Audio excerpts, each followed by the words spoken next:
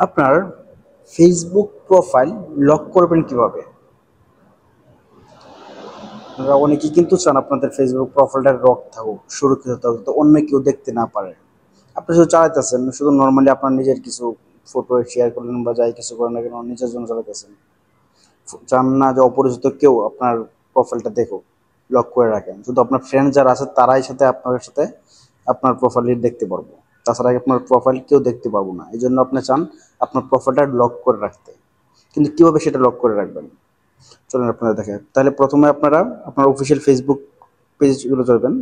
যাওয়ার পরে এখানে দেখবেন যে থ্রি লাইন আছে, থ্রি লাইনে চাপ দিবেন। দেওয়ার পরে নিচে আসবেন, নিচে এসে দেখবেন সেটিংস অ্যান্ড প্রাইভেসি, এই জায়গায় চাপ দিবেন। আবার সেটিংসে চাপ দিবেন।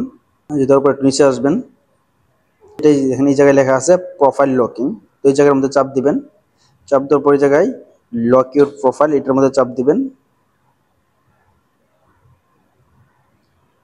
এই দেখেন ইউ লকেট ইউর প্রোফাইল, দেখো ইউ লকেট ইউর প্রোফাইল, এই চাপ দিবেন। আপনার প্রোফাইলটা লক হয়ে গেছে। এটা আপনারা দেখবেন কি করে আপনার প্রোফাইলটা লক হয়েছে। এই জন্য আপনারা এখানে থ্রি ডটে চাপ দিবেন। দেওয়ার পরে এখানে দেখেন ভিউএস লেখা আছে, এই জায়গায় চাপ দিবেন।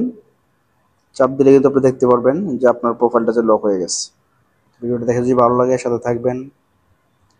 দেখা হবে পরের ভিডিওতে। আল্লাহ হাফেজ।